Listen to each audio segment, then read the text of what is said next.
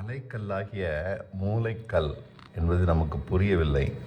ஏதோ மூளையில் இருக்கிற ஒரு கல் என்று நினைக்கிறோம். இல்லை, அது ஒரு ஆர்ச் மாதிரி இருக்கிற அமைப்பில் நடுவில் வைக்கப்பட்டிருக்கும். அந்த கல்லை எடுத்து விட்டால் அந்த ஆர்ச் கீழே விழுந்துவிடும். அந்த ஆர்ச்சாக எல்லா கல்லும் நிற்பதற்கு மூளைக்கல்லாக தலைக்கல்லாக அது இருக்கிறது. அது இல்லாவிட்டால் கட்டடம் நிற்காது. டூம் போன்ற அந்த அமைப்பு நிற்காது.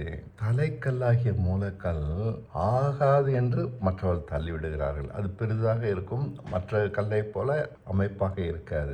ஆனால் அதனுடைய கனம் அவ்வளவு பெரிய கல் தேவையில்லை என்று மற்றவர்கள் நினைப்பார்கள். ஆனால் அதுதான் இந்த கட்டடத்தை தாங்குகிறது.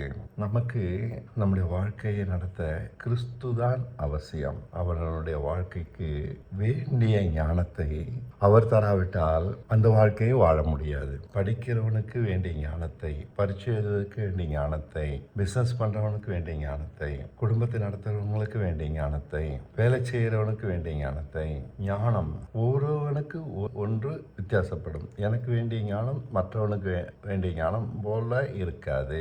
ஆனால் அவனவனுக்கு வேண்டிய ஞானத்தை அவர் தருகிறபடினால் புரியாவிட்டாலும் எளிதாக பரீட்சை எழுதிட்டு வந்து நல்ல மார்க் வாங்கி விடுகிறான். பிசினஸ் பண்ண தெரியாதவங்களும் நன்றாக பிசினஸ் பண்ணி பிழைத்து கொண்டிருக்கிறார்கள். குடும்பத்தை நடத்த முடியாதவனும் எப்படி நடத்துவது என்று கற்றுக்கொண்டு அந்த ஞானத்தினால் குடும்பத்தை நடத்துகிறார்கள். இப்படி அவனவனுக்கு வேண்டிய ஞானத்தை அவர் தருகிறபடினால் நாம் நம்முடைய பிரச்சனைகளை சமாளித்து கிறிஸ்துவினால் பிழைக்கிறோம். அவனவனும் கிறிஸ்துவினால் பிழைக்கிறதுனால்தான் நாம் அவரை போல அந்த ஞானம் மாற்றுகிறது, பரிசுத்தமாக்குறது, பயமற்றவர்களாக்குகிறது. எவ்வளவு பிரச்சனைகள் மத்தியில் இருந்தாலும் அவர் நம்மை தாங்குகிறார். அவரால் பிழைக்கிறோம். கிறிஸ்து நமக்குள் ஒரு பரிசுத்தத்தை அதனால் உண்டாக்கி விடுகிறார். பயமற்ற ஒரு குணத்தை உண்டாக்கி விடுகிறார். தேவைகளை குறித்து பயமில்லாத ஒரு வாழ்க்கையை தருகிறார். இப்படி கிறிஸ்துவினால் பிழைப்பதுதான் நம்மை ஒன்றாக்குகிறது.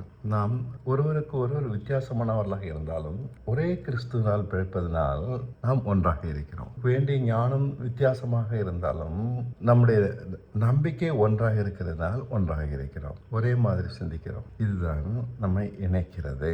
இதுதான் நம்மை கிறிஸ்துவ போல மாற்றுகிறது. வெவ்வேறு விதமான வேலை, வெவ்வேறு விதமான தேவை, வெவ்வேறு விதமான சூழ்நிலை, வெவ்வேறு விதமான பிரச்சனை, ஆனால் நாம் எல்லோரும் ஒன்றாகுவதற்கு காரணம் கிறிஸ்து. அவர் தருகிற ஞானம், அவர் தருகிற பலம், அவர் தருகிற பரிசுத்தம்.